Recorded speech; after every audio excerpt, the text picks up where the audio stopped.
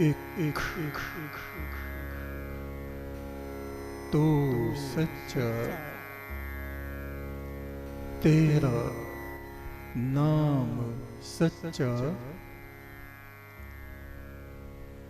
सनातन ब्रह्म परमात्मा सृष्टि के कण कण में समाया हुआ है। असंख्य असंख्य देवगण, असंख्य ऋषिगण आत्मा में स्थित उस ज्योति स्वरूप परमात्मा का ध्यान,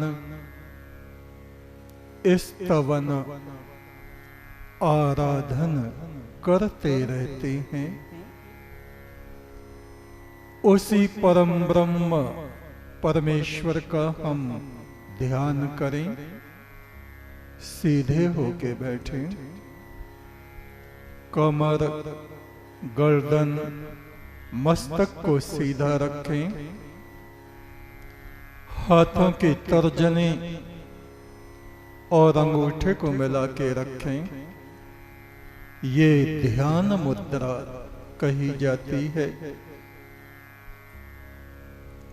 आंखों को बंद करें। बंद आंखों से मस्तक में ब्रह्म ज्योति को देखें। उसी ज्योति में से उठते हुए नाद गुंजार को सुने। आती जाती हुई सांस पर ध्यान दें। गहरी शांति का अनुभव करें। एक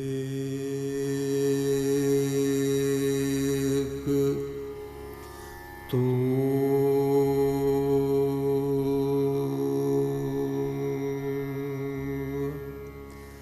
सच्चा,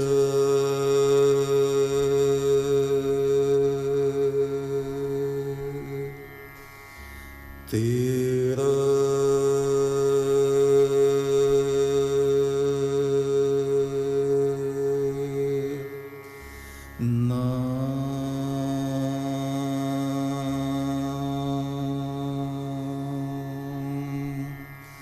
सच्चा,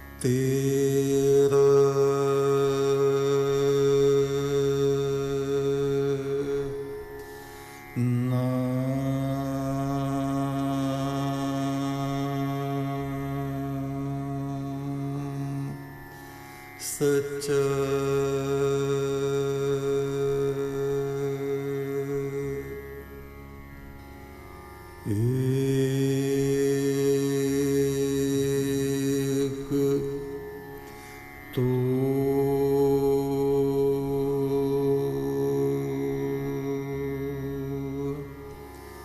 सच्चा,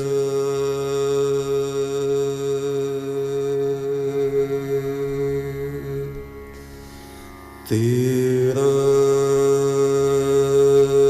एक तो सच्चा, तेरा नाम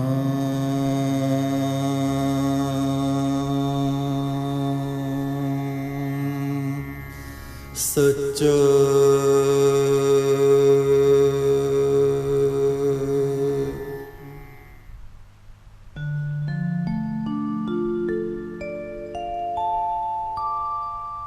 एक तो सच्चा, तेरा नाम सच्चा, एक तो सच्चा, तेरा नाम सच्चा,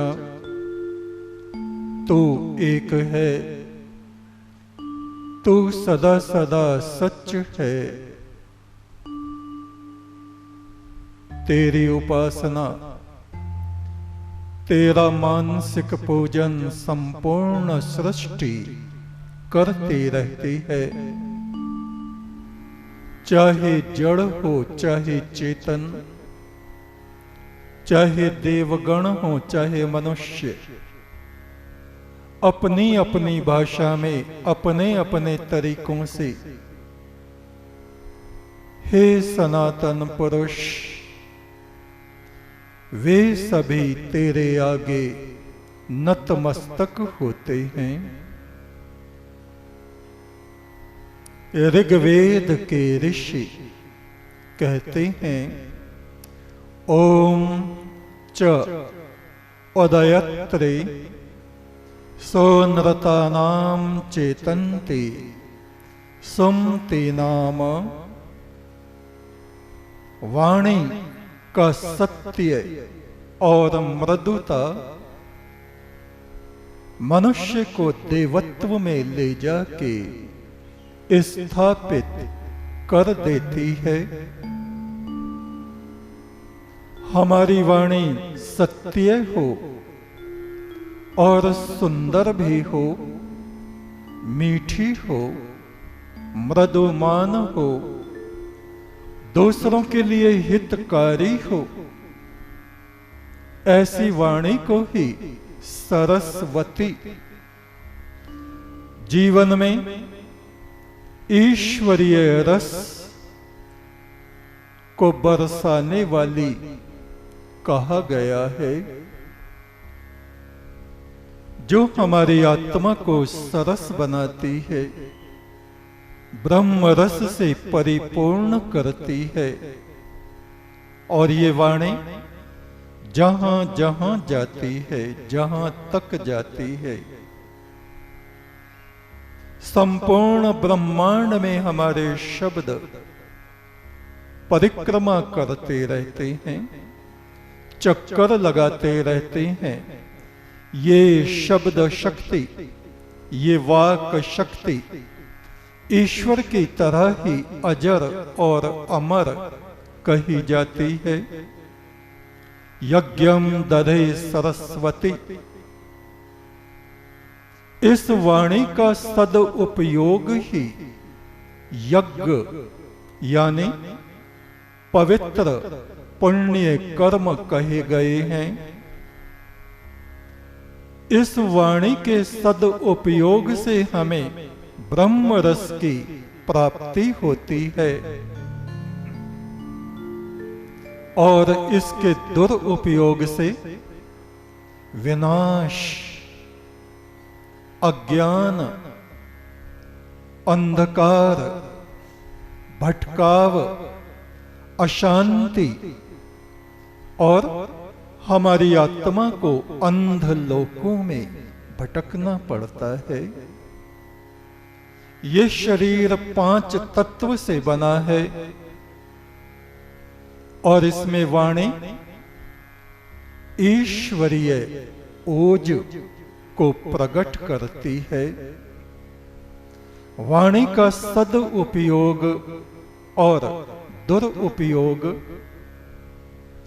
इस वाणी का जो दुरुपयोग करते रहते हैं, अगले जन्मों में वो परम ब्रह्म परमात्मा ऐसे लोगों को पशु, पक्षी या मनुष्यों में गूंगा, बहरा ऐसा बना देता है, क्योंकि उन्होंने इस वाणी का दुरुपयोग किया। रात दिन कटु वचन बोलते रहे, रात दिन इस वाणी के माध्यम से विष उगलते रहे, दूसरों की चुगली निंदा करते रहे, बुरे बुरे वचन मुख से निकालते रहे। ऐसा देख के परमात्मा कहता है, तुमने मेरी इस वाक शक्ति का दुरुपयोग किया है, तुम इस संपदा के योग्य नहीं हो। आगे तुम या तो बिल्कुल गूंगे बन के रहोगे, बोल ही नहीं पाओगे, या पशु पक्षी कीड़े मकोड़े जिनका बोलना चिल्लाने जैसा मात्र है। अथर्ववेद के ऋषि कहते हैं, शुक्रो असि, हे परमात्मा तू परम शुद्ध, परम पवित्र, परम स्वच्छ, निर्विकार, परम पवित्र है। और इसी प्रकार ये जीव आत्मा भी, ये इस नाशवान शरीर में अविनाशी तत्व ईश्वर तत्व है। ये आत्मा जिसने इन शरीरों के वस्त्रों को थोड़े समय के लिए ओढ़ा हुआ है। मान लीजिए प्रकाश का एक समुद्र है और उस समुद्र में से एक कटोरा, वो प्रकाश हमने भर लिया है। इस कटोरे में वो ही प्रकाश है जो उस समुद्र में है। परमात्मा अगर ज्योति सागर है तो ये हमारा शरीर ज्योति से भरा हुआ कटोरा है। अथर्ववेद के ऋषि कह रहे हैं, शुक्रो असि। शुक्र ऐसे तत्व को कहा गया है जो हीरे की तरह, स्फटिक मणि की तरह चमचमाता है। इतना शुद्ध, इतना स्वच्छ, ऐसा वो परमात्मा है। और ऐसी ही ये हमारी जीव आत्मा है। भ्राजो असि, वो परमात्मा तेजोमय है। विकारों को, दुर्गुणों को, अंधकार को नष्ट करने वाला, पाप को दग्ध कर देने वाला। और ऐसी ही ये हमारी आत्मा है। इस आत्मा के निकट असत्य नहीं आता, अंधकार नहीं आता, अविद्या नहीं आती, अज्ञान नहीं आता। ये अपने में परम स्वच्छ, परम पवित्र, परम तेजोमय है। क्यों? क्योंकि ये उस परमात्मा का ही एक हिस्सा है, अंश है। वो समुद्र है तो ये उस समुद्र का प्रकाश इस कटोरे में, शरीर रूपी कटोरे में भरा हुआ है।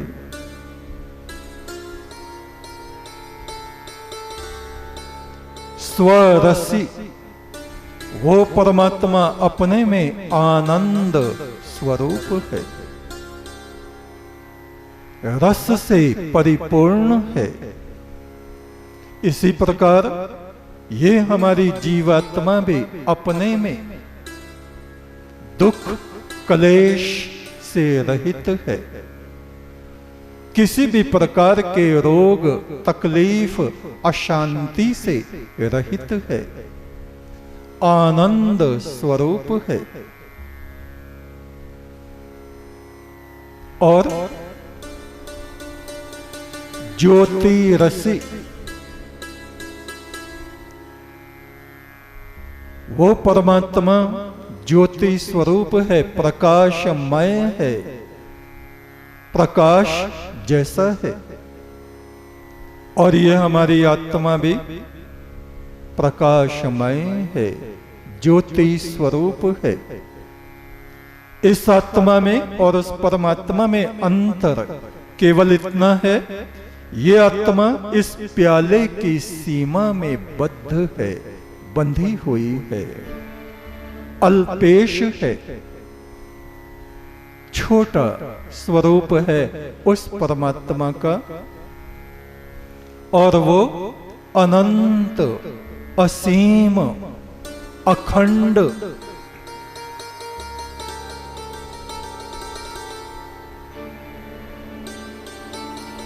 देवगण इस आत्मा में ही उस परम ब्रह्म की भावना करते हैं कि ये हमारा शरीर एक कटोरा, और कटोरे में रखा हुआ ये प्रकाश, और ये प्रकाश किसका है, कहां से है? इयं प्रकाशात्मा परम आत्मा, जिसे नमन करें योगी सिद्धम। योगी सिद्ध देवगण इस आत्मा में परम ब्रह्म की उपासना करने वाले देवगणों से देवलोक भरा हुआ है। स एव ज्योति श्याम ज्योति ही, वो ज्योतियों की भी ज्योति है। स एव परमेश्वर, ये आत्मा ही प्राण है, ये आत्मा ही परम पुरुष है, और ये आत्मा ही परम आत्मा परमेश्वर है। ये ऐसा रहस्य है जिस रहस्य को देवताओं ने मनुष्यों से छुपा के रखा हुआ है, और वे नहीं चाहते कि मनुष्य कभी भी अपनी आत्मा के ब्रह्म भाव में स्थित हो जाएं। वे चाहते हैं मनुष्य हमेशा अपने को नाशवान, तुच्छ, मट्टी का जरा सा टुकड़ा समझते रहें। वे चाहते हैं कि ये मनुष्य हमेशा विषय वासनाओं में, भोग आसक्ति में लिप्त रहें, हमसे तरह तरह के भोग विलास मांगते रहें, धन संपदा मांगते रहें, और हमारा पूजन करते रहें। यदि ये मनुष्य अपनी आत्मा के ब्रह्म भाव में स्थित हो गए तो ये स्वयं ब्रह्म रूप हो जाएंगे, स्वयं देवता हो जाएंगे।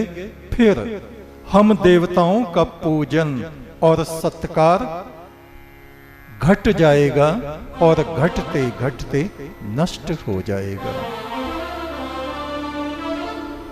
इंद्री द्वार झरोखे नाना, इस शरीर में इंद्रियों के झरोखे आंख, कान, नाक के स्वर, मुख, ये सब अपने अपने भोगों को मांगते हैं।